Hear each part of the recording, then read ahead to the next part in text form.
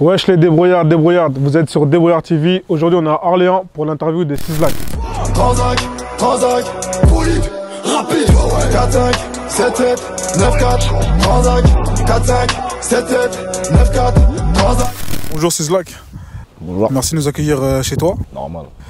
Tu as commencé la musique en 2015. Suite à des incarcérations, tu as marqué une pause à ta carrière pour reprendre en 2018 avec une série de freestyle, des apparitions sur plusieurs projets. Aujourd'hui, tu nous annonces la signature chez Evo Music et la sortie d'un projet le 19 mars. À quel moment de ta vie as-tu décidé de devenir artiste? À quel moment de ma vie? En fait, ça s'est fait comme ça. Hein. Je dis de la vérité. Ça a commencé, en fait, j'ai commencé à rapper en 2015 plus précisément, mais c'était pas sérieux, tu vois. C'est à partir de 2018. Ouais, je venais juste de sortir. Et on était dans la voiture. Et un poteau a mis une instru comme ça. Et moi, j'ai fait un petit truc, tu vois. Et moi, en fait, ils ont bien aimé. Ça veut dire. Ils m'ont dit, pourquoi tu vas pas au studio pour faire un son, tu sais, là. Après, je suis allé au studio. J'ai fait le morceau. Et vas-y, les gens, ils ont kiffé. Ça veut dire, après, j'ai continué. Mais dans ma tête, je me disais pas qu'en gros, ça allait être du sérieux comme ça, tu vois. Je faisais ça pour envoyer, tu sais, parce que les gens, ils redemandaient. Mais il n'y avait rien derrière, tu vois. C'était comme ça. C'était pas encore concret.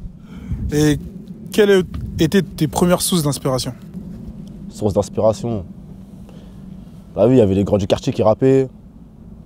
Il y avait Nars, FDF, Teshiland. T'as vu, moi, pour moi, je les voyais, ces gens, c'est des stars. Tu vois ou pas? Ça me donnait envie de rapper, mais j'avais pas cette envie. Oui, genre, je voulais rapper, tu vois, mais c'était pas. Je faisais pas une fixette dessus. C'était quoi le déclic pour toi, tu penses? Le déclic? Franchement, je te dis la vérité, c'est.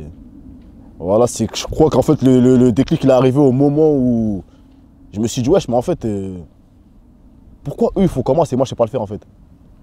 En gros, moi, ces gens-là, je les vois quand ils vont au studio, c'est des gens comme moi, frère. Ils vont au studio, ils font leur queutru, ils font leur clip. Et vas-y, pourquoi moi, je fais pas la même chose? Et en vrai, un jour, bah, comme je te dis, c'est parti d'un freestyle dans une voiture. Et je me suis dit, wesh, mais si les gens, ils kiffent, en gros, mets-toi dedans, frère. Tu vois, t'as rien à perdre dans tous les cas. Et c'est comme ça que je me suis mis dedans. Toi, tu rappais un peu de ton côté, un peu avant de rapper dans la voiture, des petits freestyles par-ci où tu t'amusais à rapper par-dessus des sons? Ouais, en fait, moi, j'aimais bien faire quoi? J'écoutais les sons des rappeurs. Je les apprenais par cœur. Et après, je re-rappais par l'air, tu vois.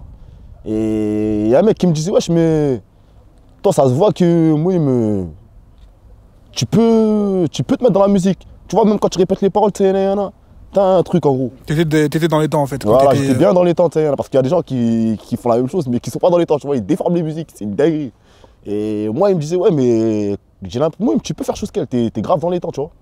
Et moi, je prenais pas en compte. Mais quand j'étais chez moi, de temps en temps, j'essayais, j'écrivais des petits trucs, tu vois, c'était de la merde, mais j'écrivais des petits trucs, mais sans plus. Tu as le souvenir du premier son que tu as enregistré au studio? Ouais, le premier son. Je me rappelle, c'était avec des potos à moi, c'était dans le studio de la Zelco du quartier. Et bah encore, il y a un mec qui dit ah, le studio est ouvert. À la base, on n'avait pas accès au studio. On avait pas accès au studio parce qu'on ne payait pas les créneaux, donc on n'avait pas accès au studio. Et il y a un poteau, il vient, il nous dit ouais, le studio il est ouvert. Le mec il n'est pas là, Tsayana. Ça veut dire tac, nous on va, on allume les machines, Tsayana, cherche une instru sur YouTube, on met l'instru. Maintenant tout le monde y rentre en cabine. Ça veut dire, moi aussi, je suis le mouvement, je rentre en cabine, mais j'ai pas de texte. Donc, moi, je suis quoi? Je rentre en cabine, tac, et j'ai pensé à un texte que j'avais écouté d'un rappeur, ça veut dire, moi, je fais le texte. Et tout le monde, j'ai dit, ouah, lourd, voilà, laisse tomber, dinguerie. Alors que moi, j'écris les paroles. Lourd, dinguerie, pourquoi tu sors pas le son? Et ces bâtards, ils ont fait quoi? Ils ont mis le morceau sur YouTube. Et les gens ont dit, ah, lourd, jusqu'à ça m'a remonté, tout, Et ça, c'est le premier son que j'ai enregistré, tu vois. Et laisse tomber, voilà. Je sais un peu c'était qui le rappeur, carrément, c'était pas un rappeur connu. Mais ce qui est sûr, c'est que j'ai pété ses paroles, frère. Et après, c'est parti de là, les gens, ils ont kiffé Nayana, alors que c'était même pas mon truc à moi. Et même quand ça m'a remonté, ils m'ont dit, wesh, mais pourquoi tu sais pas de peur à Nayana? Franchement, adapter le texte d'une autre personne sur une instru, c'est pas facile, frère. Ça veut dire, pourquoi tu te mets pas au rap, Nayana? Ça aurait pu créer une collaboration avec l'artiste en question, hein? Non, je pense pas. Ça aurait créé une dinguerie, mais pas de collaboration, frère. Tu carres les paroles, c'est mort. Dans le morceau Train de vie, tu dis il faut que j'arrête de parler des drogues dans mes sons car les keufs font partie de mes auditeurs. Est-ce que tu es déjà tombé sur un policier qui t'a reconnu en tant que rappeur? Ouais.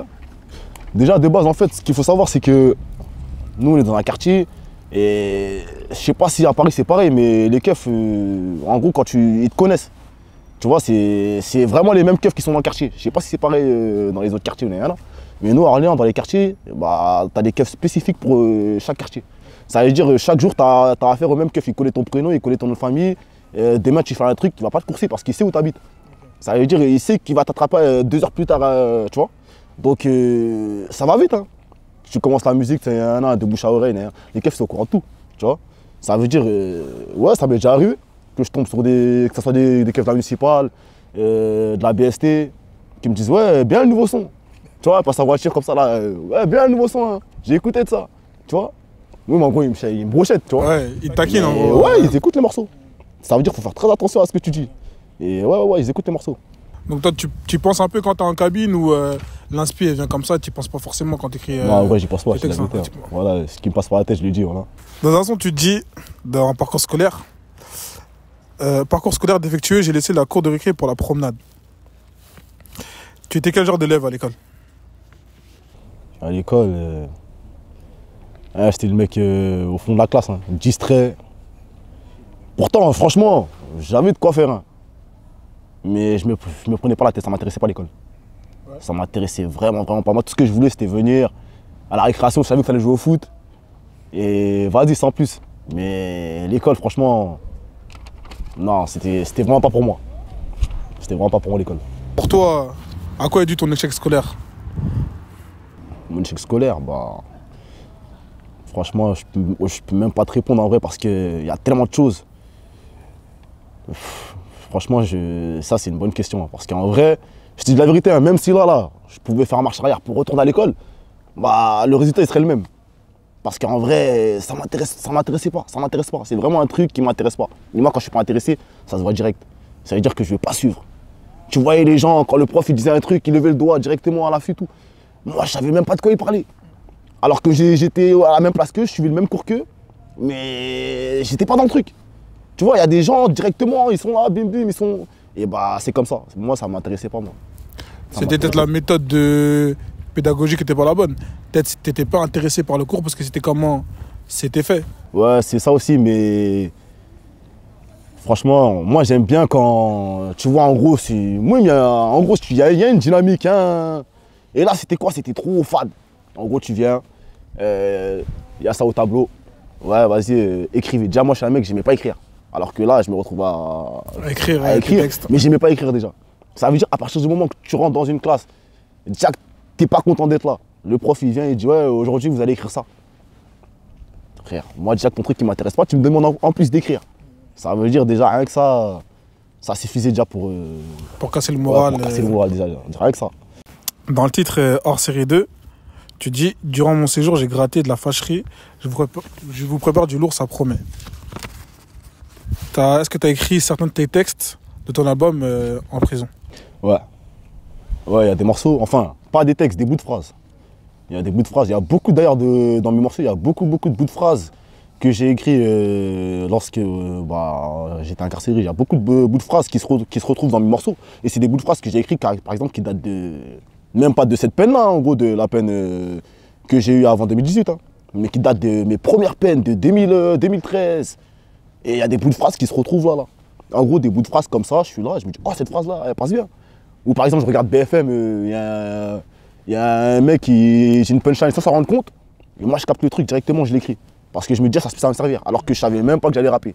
Mais je faisais déjà ça, en gros. Dès que quelqu'un dit un truc, je le notais et je les mettais. Donc ouais, il y a des phrases même, il y a beaucoup de phrases carrément que j'ai écrites au mitard, carrément. Il y a beaucoup de phrases que j'ai écrites au mitard, qui se retrouvent, qui sont dans le projet et qui sont dans les Babylou Square que j'ai sortis. C'était... Quelle source d'inspi t'avais quand t'étais là-bas? Franchement, en termes d'artiste, tu me parles? Ouais. Ouais, je veux dire la vérité, au placard, j'écoutais qui? La Crime, Caris, Dossé, il y avait quoi encore? YL, ouais, c'est ça. Hein. Rof, surtout Rof. Ouais, j'écoutais beaucoup de Rof. Hein. Et au niveau écriture? Au niveau écriture, toi, sur ta réflexion que tu avais pour écrire justement ces bouts de phrases, t'étais dans quel mood en gros, tu vois? Ah, j'étais dans le mood énervé. J'étais dans le mode énervé, je te dis la vérité. Déjà, t'es en colère, pourquoi? Parce que tu fais des longues peines, tu reçois pas de mandat. Tu peux même pas continuer. Déjà, quand toi tu vas écrire là, est-ce que tu penses que ce que tu vas écrire là, ça va être quelque chose de joyeux, de néana? T'écris, t'as le seum.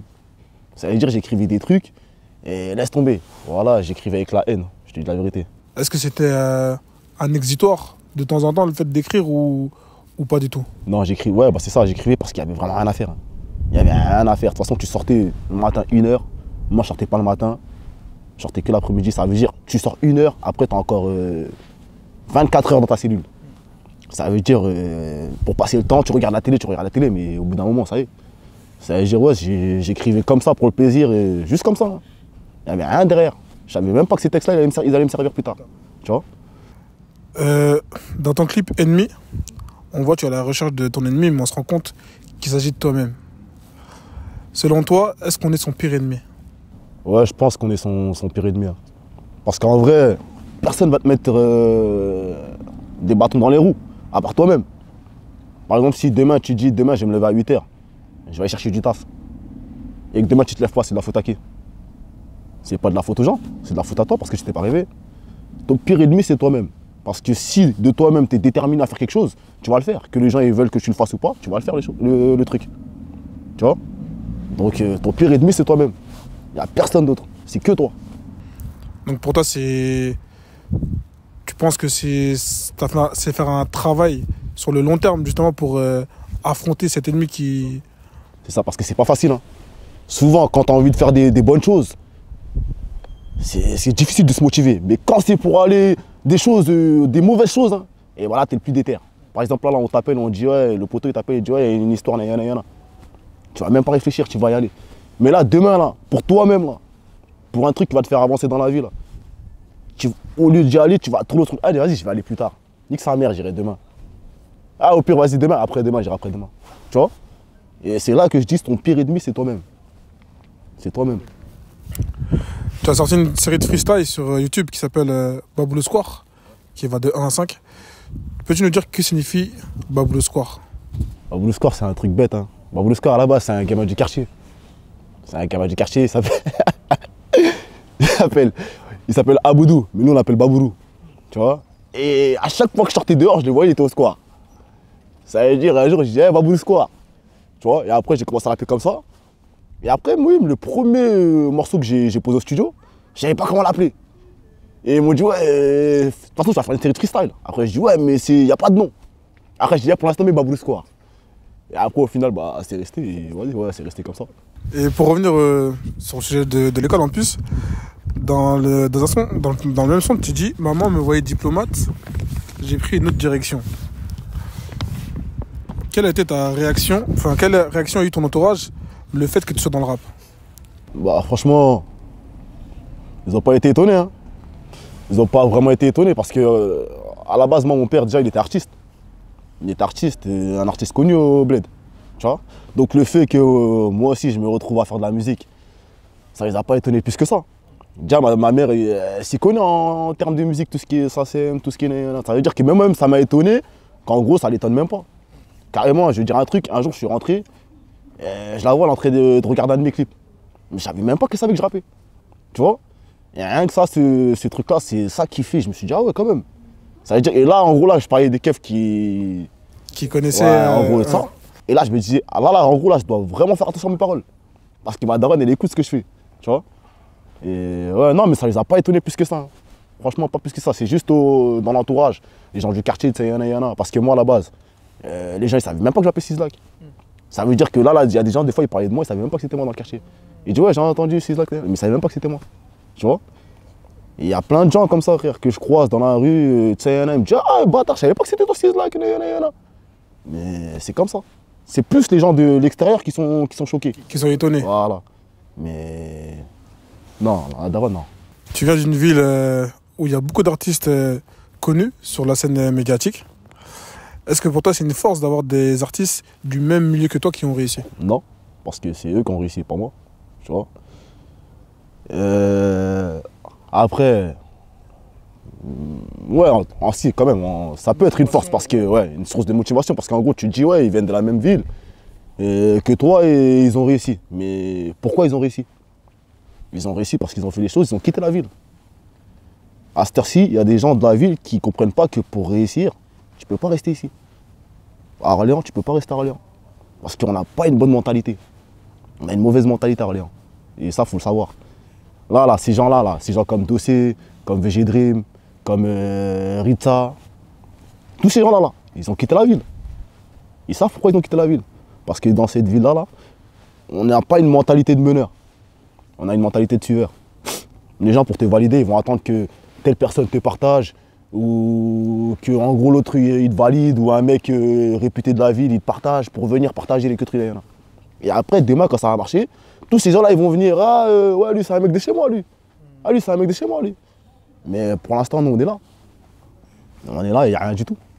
Et là, les gens, quand ils vont commencer à voir, par exemple, là, je vais dire un truc. J'étais là pendant, ça fait quoi? J'ai commencé depuis 2018. J'étais sous les yeux des gens dans cette ville. Les gens, ils me voyaient, mais personne ne me proposait des feats ni quoi que ce soit. Personne calculé, personne n'est rien là. Parce qu'en gros, ah, lui, c'est un mec de l'Argonne. De toute façon, il n'y a rien, frère. C'est un mec comme nous, il va rien nous apporter. Aujourd'hui, je suis chez Sony. C'est plus la même chose. Ça veut dire maintenant, tu as des propositions des gens qui faisaient des cadors de la ville. Là. Ah ouais, viens rapper avec un tel. Passe faire de la pub pour l'autre. Pourquoi tu rappes avec lui? Pourquoi tu rappes avec lui? Alors que j'étais là sous leurs yeux en 2018. Mais moi, je rappe avec personne.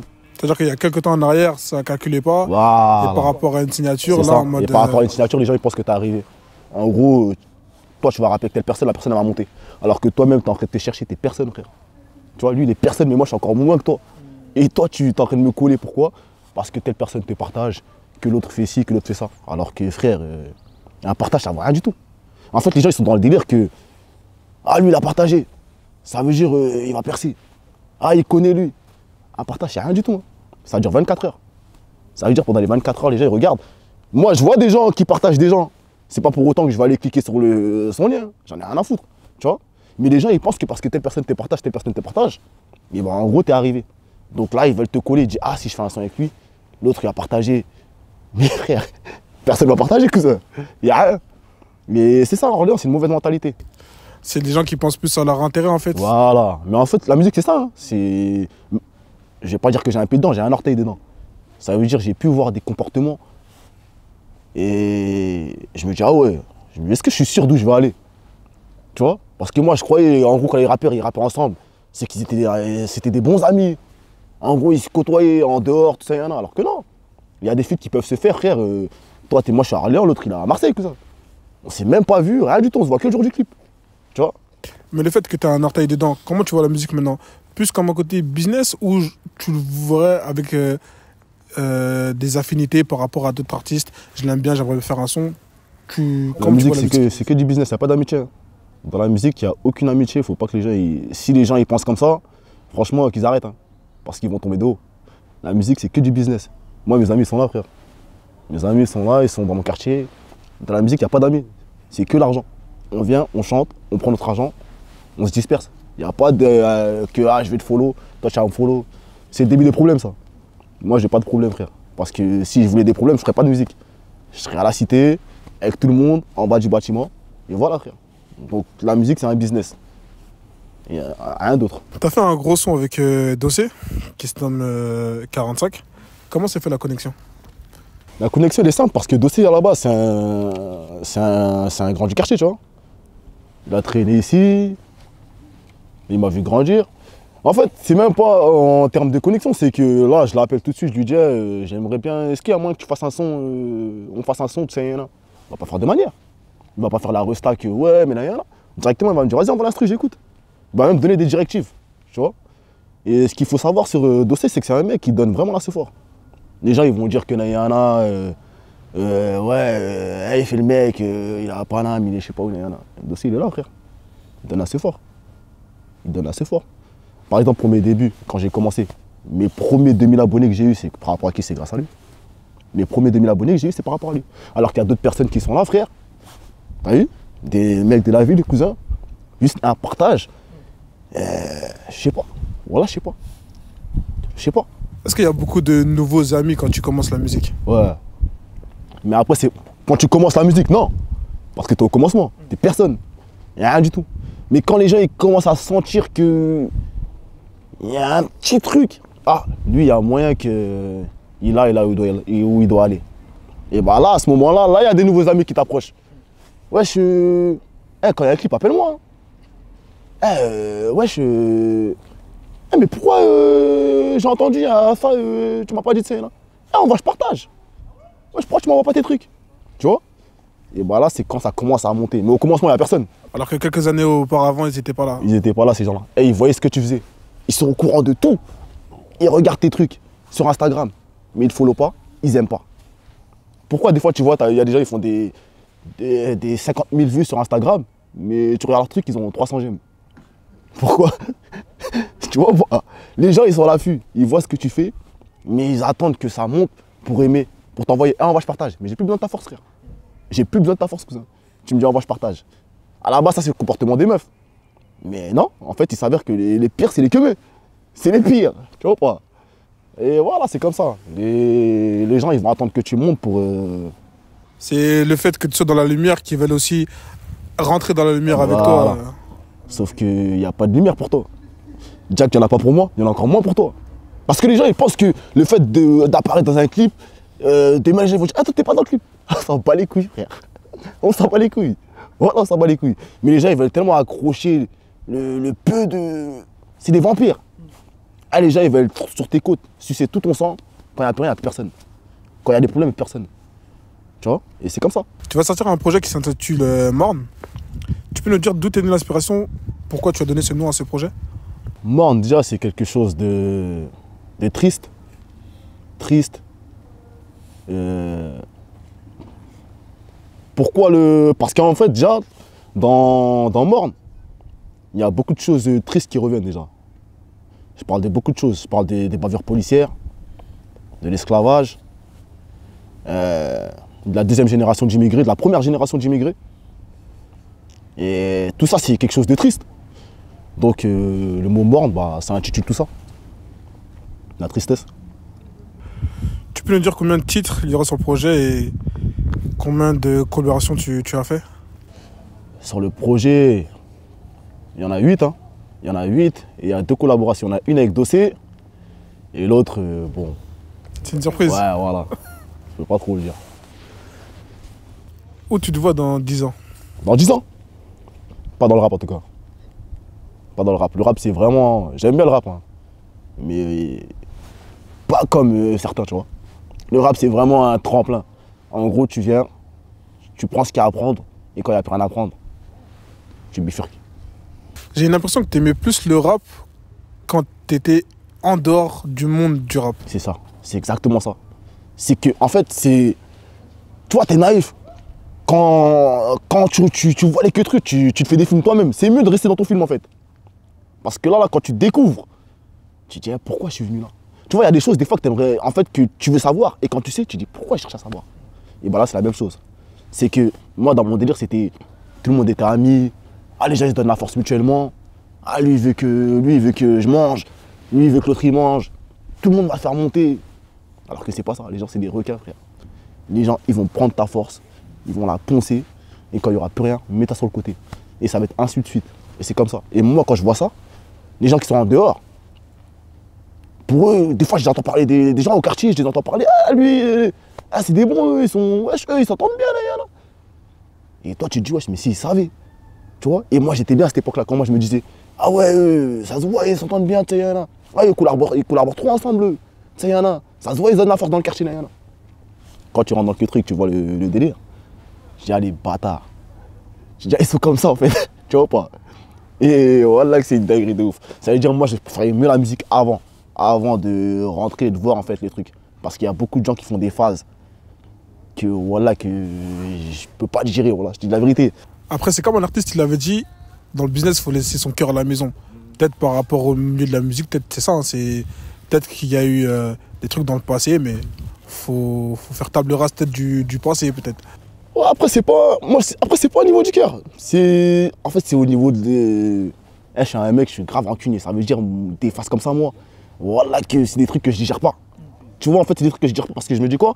Je me dis demain je fais un truc, ça marche. C'est ces gens-là qui vont venir t'agripper. Et là, en fait, le truc c'est quoi? C'est pourquoi La musique, elle est bonne. Moi, par exemple, il y a des mecs que je connais pas. Ils m'envoient des trucs. Ah, Yaman, tu partages ça? Je vais écouter d'abord le truc. Si j'aime bien, je vais partager. Si j'aime pas, je partage pas. Eux, ils écoutent le truc. Parce que j'ai des échos, ils écoutent les trucs. Ah ouais, il est pas mal, tu sais, yana. Bah, c'est pas mal, pourquoi tu partages pas? C'est quoi qui t'empêche de partager aujourd'hui? Demain, les gens, ils me découvrent sur ton truc. Tu vas pas gratter, toi aussi? Parce qu'ils vont dire, ah, moi, le premier mec, j'ai découvert sur ça. Tu vois? Mais eux, ils vont attendre que tu sois déjà là pour venir donner assez fort. J'ai pas besoin de assez fort, moi, cousin. Garde là ta force, cousin. Tu vois? Et qu'est-ce que tu te souhaites pour les années à venir? Pour les années à venir, voilà. Je serai plus dans le rap, j'espère. J'espère que j'aurai pris assez d'argent pour quitter le rap et faire autre chose. Et vivre tranquillement, loin de tout ça, de ce monde parce que c'est un monde de faux cul et d'hypocrite. Donc m'éloigner de tout ça et démarrer un nouveau truc. Et c'est tout. Hein. Et pour finir, quelle est ta définition d'un débrouillard? La définition d'un débrouillard, c'est un mec qui charbonne. Et c'est tout. Hein. Un mec qui charbonne. Il n'y a pas d'histoire de vivre son rêve, continuer à rêver, je sais pas quand tu vas arriver jusqu'à 1000 ans. Mais il n'y aura rien pour t'offrir. Quand tu veux un truc, va le chercher, c'est tout. Et c'est ça la mentalité d'un débrouillard. C'est aller chercher là où il est le truc. C'est pas attendre que ça vienne parce que ça va jamais venir et personne ne va t'aider à récupérer ce que tu veux récupérer, frère. C'est de toi-même. C'est de là que d'où de la phrase ton propre ennemi, notre propre ennemi, c'est nous-mêmes. À partir du moment qu'on aura compris ça, bah là on pourra avancer. Et la mentalité d'un débrouillard, c'est ça. C'est un mec qui charbonne. En tout cas, bah, merci de nous avoir reçus chez toi, Sizzlock. C'est moi qui vous remercie. Et le projet à venir, Morne. Ouais, 19 mars. 19 mars dans les bacs. C'est ça. Merci. Sur le rein intégro, il n'y a pas d'heure. Je vais les allumer une fois la lumière éteinte. Histoire qu'ils meurent sous les feux des projecteurs. Tu me parles de produits, substances illicites. Le tarot c'est bizarre, le tarot ça varie. Le terrain est miné, le terrain est hostile. La bonbonne est ventrée, le punais j'apprécie. En attaque comme Messi.